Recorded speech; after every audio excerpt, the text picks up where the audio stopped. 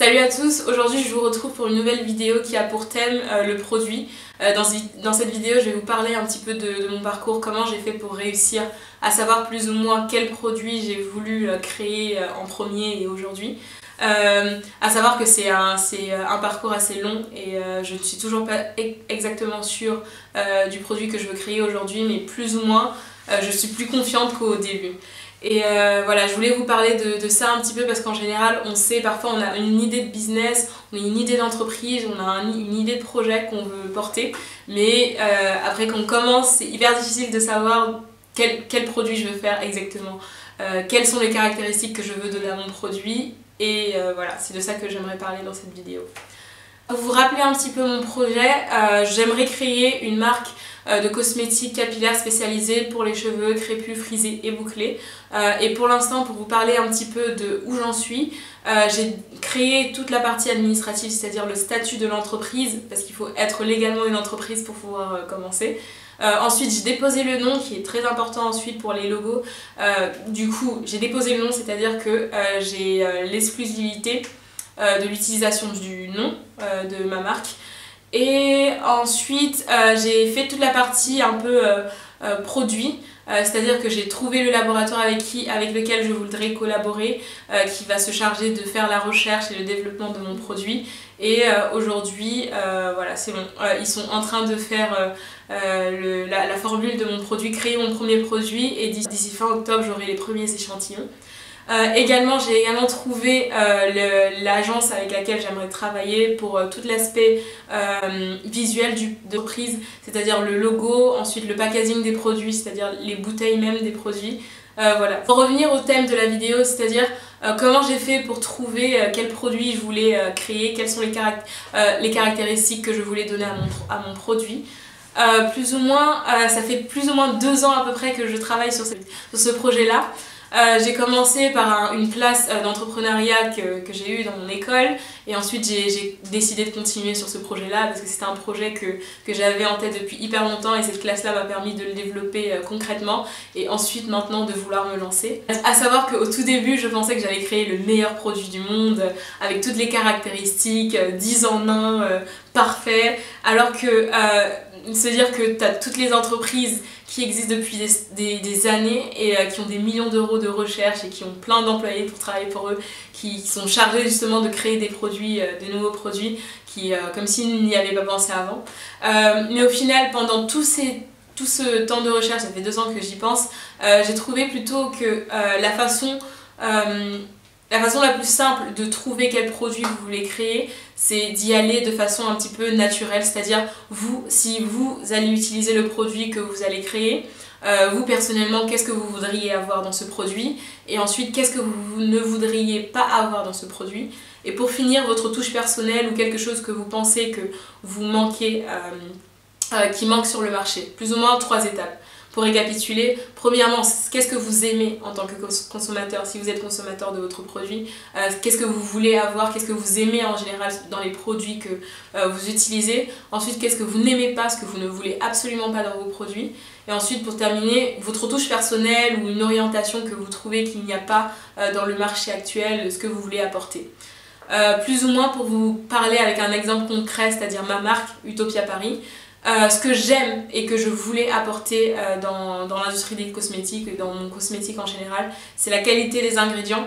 J'adore en général que le produit soit, que les ingrédients du produit soient de qualité, que ce soit en général dans ma vie personnelle, que ce soit pour la bouffe ou toute autre chose, les vêtements, peu importe. J'aime beaucoup, je fais énormément attention à la qualité du produit, et je pense que c'est vraiment ça qui fait la base d'un produit, et je voulais vraiment que ma marque soit vraiment orientée par rapport à ça, et que je fasse attention aux ingrédients qui sont produits, parce que qui constituent le produit, parce qu'en général on sait que de plus en plus on a de moins en moins confiance aux marques, parce qu'ils nous mélangent plein de produits et plein d'ingrédients bizarres qu'on ne sait pas et qui se sont révélés être mauvais pour notre santé. Et donc moi je voudrais vraiment faire extrêmement attention à la qualité des ingrédients utilisés dans mon produit. Ensuite, en général, ce que j'aime énormément dans un cosmétique, c'est vraiment l'expérience qu'il apporte.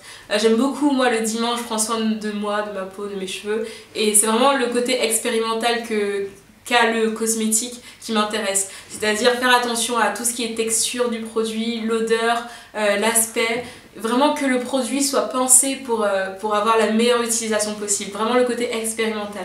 Et c'est ce que je veux retrouver dans mon produit. Ensuite, ce que je n'aime pas, c'est vraiment tout le côté nuisible pour la santé. Tous les ingrédients controversés qui ont été révélés être mauvais pour la santé, tout ce qui est parabènes, silicone, parce que les silicones sont des ingrédients issus de l'industrie pétrolière. C'est-à-dire c'est vraiment pas basé à partir de plantes, c'est fait à partir de pétrole pour la plupart.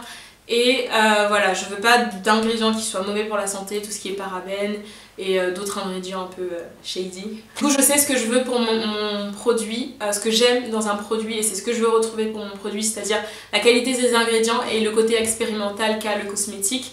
Ensuite, ce que je ne veux pas, c'est-à-dire avoir des ingrédients mauvais pour la santé. Et ensuite, la touche personnelle, c'est-à-dire ce que je voudrais apporter de plus, que je pense qu'il n'y a pas vraiment sur le marché des cosmétiques afro actuels, c'est tout le côté visuel. J'aimerais vraiment apporter des visuels inspirants, que ma marque produise des visuels inspirants avec des femmes actuelles, des femmes comme nous, et pas des photos hyper retouchées, hyper clichés, toujours avec les mêmes personnes. Et c'est vraiment quelque chose que je voudrais apporter, plus de diversité et des photos, des visuels vraiment inspirants pour les gens qui les verront. Et ensuite, quelque chose qui me tenait à cœur, c'est plus personnel. Du coup, j'ai la double culture, j'ai une culture africaine et j'ai une culture française, et je voulais vraiment marier les deux. Et je voulais vraiment utiliser la richesse des ingrédients africains. C'est pour ça que d'un côté, j'aimerais que chacun de mes produits ait au moins un ingrédient provenant d'un fournisseur africain, c'est-à-dire utilisant un ingrédient d'Afrique. Et donc voilà, c'est ça que je voulais vraiment apporter personnellement. Et je pense que c'est vraiment une méthode pas trop technique et pas trop difficile pour ceux qui ne sont pas vraiment dans tout ce côté-là hyper technique. Et c'est quelque chose, c'est un procédé, c'est un processus assez naturel pour savoir ce que vous voulez, plus simplement. Je vous propose dans cette vidéo d'essayer de deviner quel sera le premier produit d'Utopia.